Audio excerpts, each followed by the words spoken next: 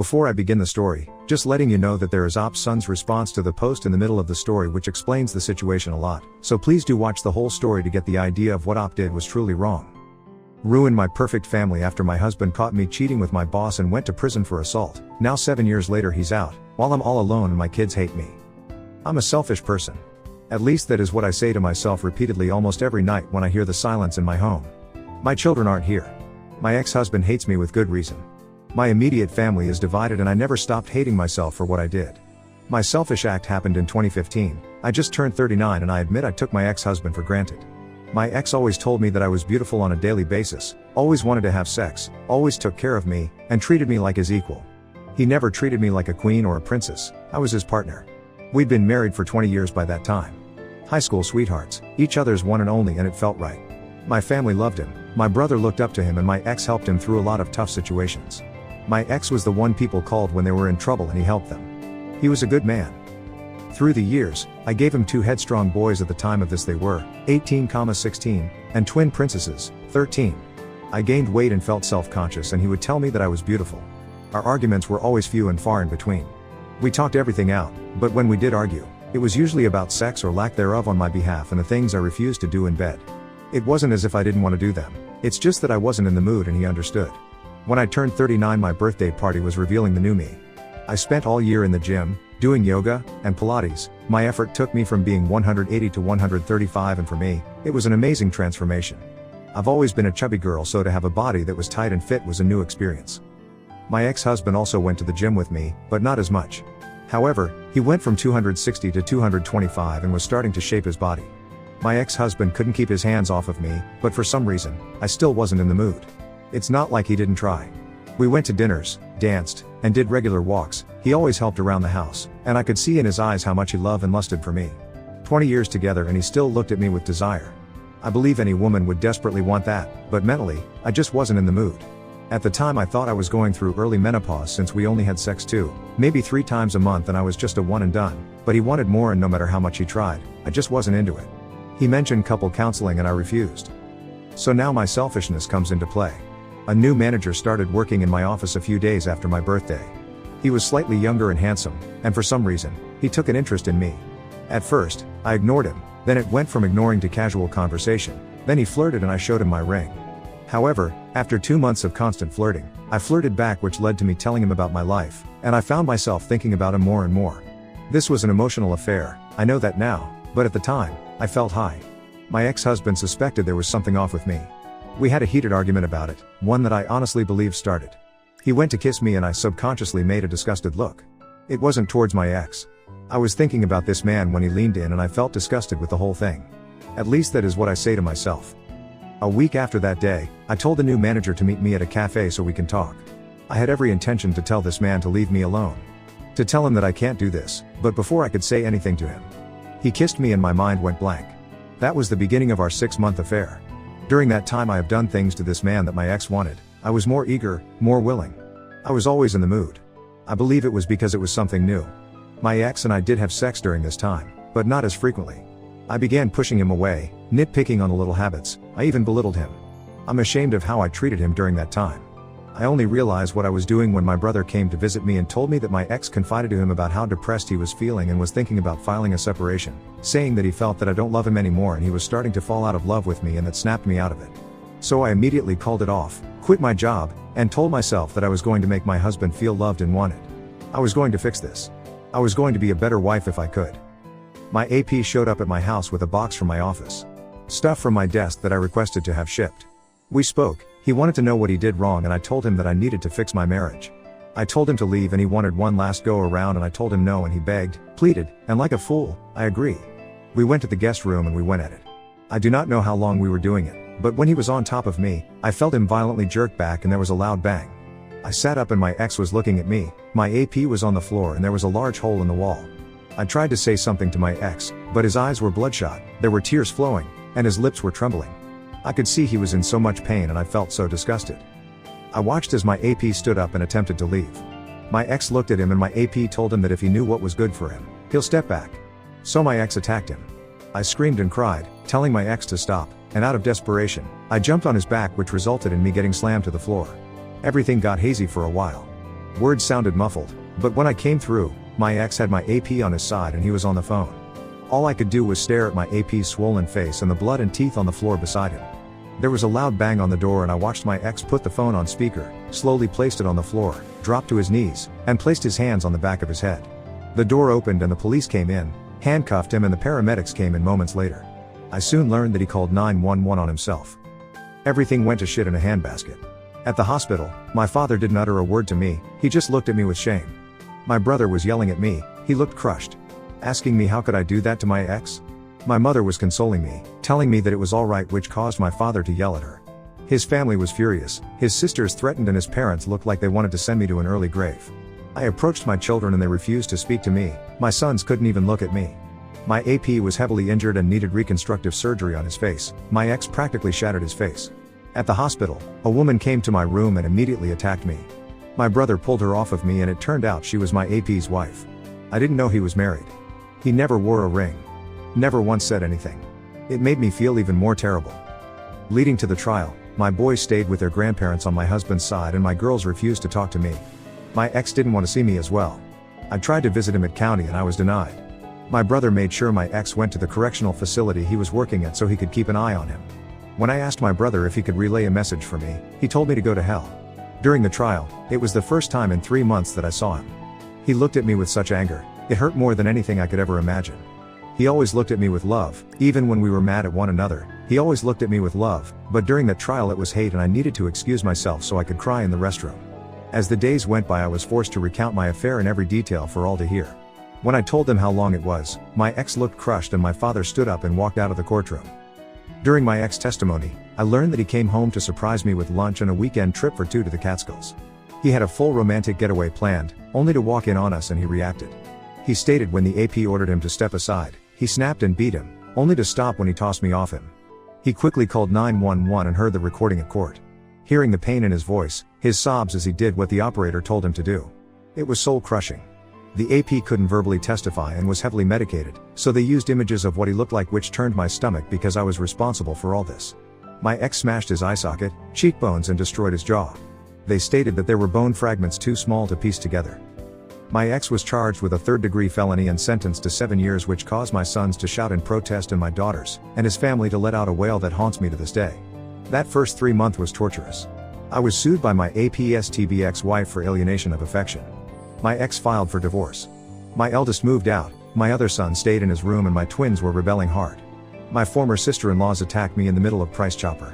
His mother spat in my face when I tried to apologize to her. My father and brother refused to speak to me. Eventually, I needed to find a new job, there was no money coming in and I nearly went through the savings, but I was pretty much blacklisted in my field. It was bad publicity for the accounting firm, so I started working in retail and worked as a seasonal H&R Block adjuster during the tax rush. I almost lost the house. My ex refused to allow me to visit him, and every letter was returned. Crying in the shower became an almost daily occurrence. My parents almost separated because my mother constantly defended me. My brother refused to acknowledge me. Even my friends who I had since grade school were divided.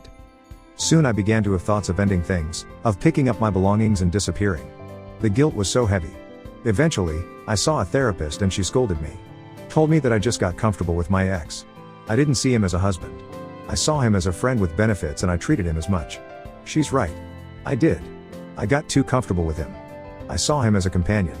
Yet he saw me as his wife, mother of his children, the woman he loved and desired. I took him for granted. Almost a year went by.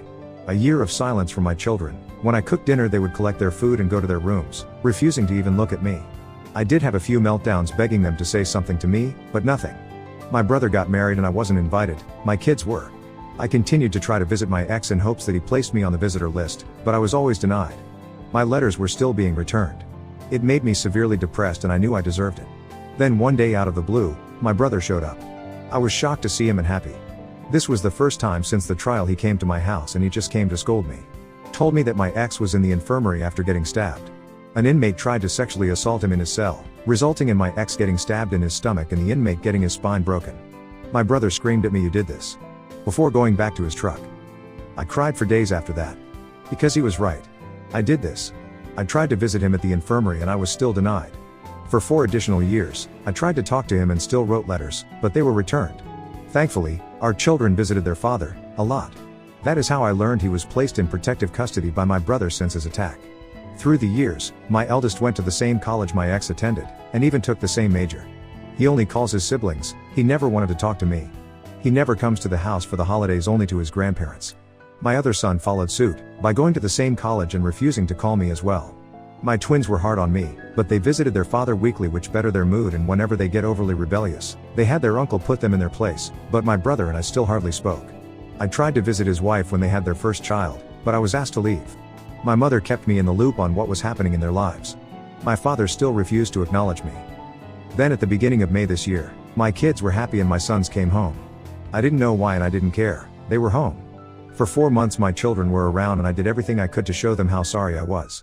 But I was mostly ignored, but they were talking to me and it made me so happy to have a conversation with them. To know what was happening in their lives. My eldest was dating a woman for over a year. My second born was on a college track team. Even my girls began to talk to me again and I hated myself even more for what I did to them. Seeing them smiling again, joking, and eating dinner together. I missed it so much. At the end of August, I was all gearing up for the twins' first day of their senior year, which also falls on their 18th birthday.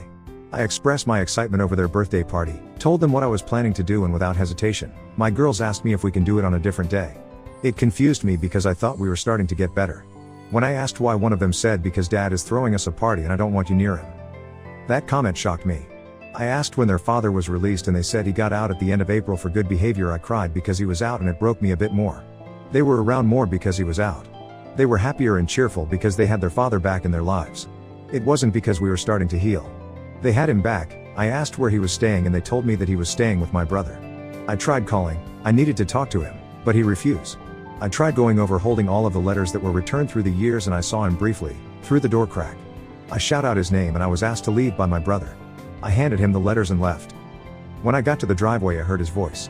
I turned around and he was walking towards me. I instantly started crying and went to hug him and he handed me back my letters. "You forgot this," he coldly said to me, and I cried watching him walk away. I begged him, I pleaded for him to just talk to me, and he just walked back into that house. My children were staring at me by the door and they all had no love in their eyes for me. At that moment I realized that my children were just tolerating me. However, I still want to fix this. I want to tell him how selfish I was. I want to tell him how much I missed him. Tell him that I am so sorry for destroying what we had. So I'm trying to still push through my daily life. I learned from my mother that my AP's ex-wife was visiting my ex 2 years ago and she's been coming around to see him. I don't care really. I just want him to somehow forgive me. I want him to talk to me. I want him to be beside me. I want him to look at me the way that he used to. I want my kids beside us. I just want my family back. Yet I know I don't deserve it. Even by some miracle, we become one again, it will never be the same. I was selfish and I wish I can take it all back. This is a response to my mother's post, "My selfishness ruined my family." On support for Wayward. I'm a regular on Reddit, so I am using a throwaway because I really don't want any of the people I know in my social life to know that this is me. I strive to keep my past a secret. My college friends don't know that my dad was in prison. Nor do I care to tell them. So when I walked around campus and heard a lot of people talking about this post and fucking sharing it, brought back a lot of emotions that I have been trying to overcome. So I looked it up and there was enough information provided to know that it was about my family, and it angered me. I reached out to my mother, who began with the "damn waterworks," and I yelled at her. When I went to see my dad and told him what I did, he yelled at me. My father is a good man. He only yelled at me for cursing my mother. Tells me that I may not love my mother, but I need to respect her. It's hard to respect someone like that. My father always struggled. He would drill into our heads that we should be grateful for growing up in an area where we wouldn't get attacked for getting good grades or getting caught reading by the kids. Where you're jumped for wanting white things like going to college. He told us it was like that for him in the South Bronx. My aunts told us how he joined a gang at 13 just so he can be left alone while he went to school. When he was 15, his father passed away from cancer, and my father had to be a surrogate parent to his 2 sisters. Since there was no life insurance, he worked and did what he had to do in order to help pay the rent and put food on the table while still attending school. My dad said it was fortunate that his mother remarried a good man and they moved to upstate New York for a better life. From what my uncle told me, he and his friends thought my dad was weird. It was the 90s and my dad walked into school with really baggy clothing and a Puerto Rican flag shirt, and they decided to mess with him. My uncle said they didn't expect my dad to instantly fight them and he kicked their asses, but instead of walking away, my dad helped him up and asked if he wanted to skip school, share a 40 and talk things out. My uncle said when my dad did that he knew they were going to be friends and they started hanging out. He introduced him to my mom and they hit it off. They went to the same college and by the end of their freshman year, they married. Growing up, my parents were the lovey-dovey couple. They were always holding hands, kissing, and it was really embarrassing. Even at the start of my senior year when everything went to shit. He was acting like a teenager when it came to my mom. He loved her. Respected her. I can honestly say he never placed her on a pedestal. He would lecture me that a woman will not respect a man who placed them on a pedestal, and when I asked why, he said, because they will always be looking down on you. My dad told me that his father and stepfather had the same mindset. You treat your wife as your equal. She is your best friend, she is your confidant like you are hers. My dad had his quirks. He was a big guy and always joking. 5'11", 260 pounds, and despite being heavy, he was very active. I used to love it when he would sing to my mom. We all did. He would serenade her, he would buy her flowers, and write on the card, because it's a Thursday and I was thinking about you. He wrote her the occasional love letter and would defend her honor when someone was rude or disrespectful to her. Always told her how beautiful she was. My dad showed the girls what kind of a man they should have in their lives. When it came to my uncle, my dad was always there for him. Even when everyone thought he was a lost cause, my dad never gave up on him, and as my grandfather once said, knocked the stupid out of him and left behind the man he was supposed to be. That phrase always made me laugh. My dad showed me how a man, a friend, and a husband are supposed to act, and my mother, before her affair, always loved my dad. He always supported her and encouraged her. He was her one-man pep rally when she was down in the dumps, and she was his. To all of us, they had the marriage we wanted to have. Then my mom fucked it up. I remember those months. She would talk to my father as if he was beneath her, and he pushed back but restrained himself. Even though my father graduated college and has a successful career as a financial advisor. He can go from zero to ghetto in 5 seconds. Grandma said he was like his father. Kind, respectable, and helpful, but wouldn't hesitate to rip your throat out with his bare hands. My dad tried everything. Buying her flowers, trying to take her out to dinner, dancing, but she was in her own little world. Treating him like shit. We all saw it. It was really having a big effect on my brother and twin sisters, but my dad would smile and tell us that they will work it out. He would tell us that mom was probably really stressed at work and bringing it home, and I believed that. Especially when she quit her job. I honestly thought it was her job that was the problem. Then my dad was arrested. Mom, do you know the embarrassment we felt when the entire school was talking about what happened? My dad was arrested because my mom couldn't keep her legs closed. I couldn't bear to look at you, which was why I went to stay at Grandma's house. The sight of you disgusted me, and when I visited Dad, he couldn't bear to look at me. He was ashamed. He told me he failed as a husband and failed as a man.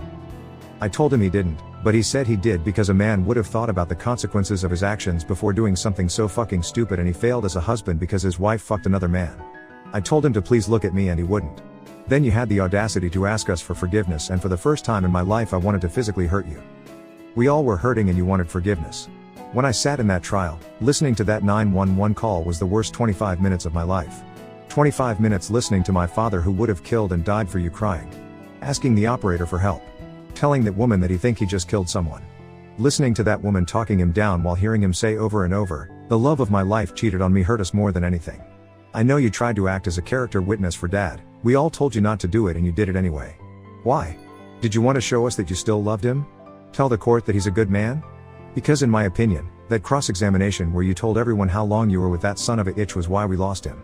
Why he was sent to jail, and I believe if we had an actual lawyer instead of an appointed one, he would have walked.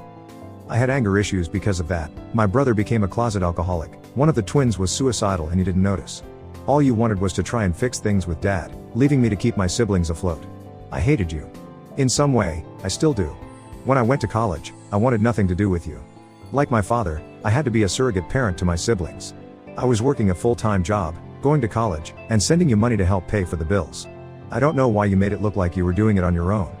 Mom, I know it was hard. I know you were really depressed, but you had help with the bills, and Grandma did defend you, but she only did it because everyone was against you. At least that is what the twins believe. When Dad got stabbed, I almost had a nervous breakdown.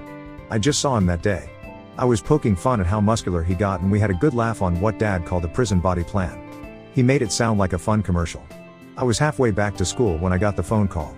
I nearly crashed the car because my brain turned off. It was hard for everybody. I didn't tell anyone this, but I sat outside that Sob's apartment. I wanted to fuck him up so badly. But when I saw him walking with that cane, I remembered what Dad said and drove off. As the years passed, Grandma died, then Grandpa a few days later from broken heart syndrome, and Dad couldn't attend the funeral. Did you know that both his sisters got married in the waiting area just so he could give them away? The damage you've done to all of us is tremendous, and it didn't help that you kept asking us to forgive you. To give you another chance. You never gave us room to comprehend, to heal. You just kept asking, and all I see is that you wanted to make yourself feel better. You didn't give a damn. You didn't try, you just gave us space and acted as if we were supposed to suddenly act like we were normal again. Yes, you did try in the later years but didn't during the time you were supposed to when it was the most important.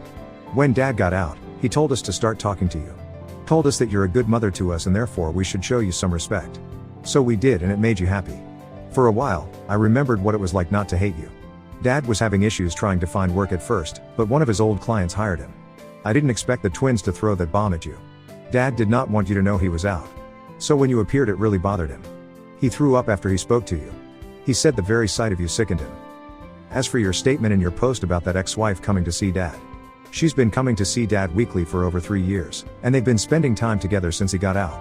So please stop building a castle in the sky of the two of you getting back together. If you want to talk about this, call me. You want to fix things with your children? Call me.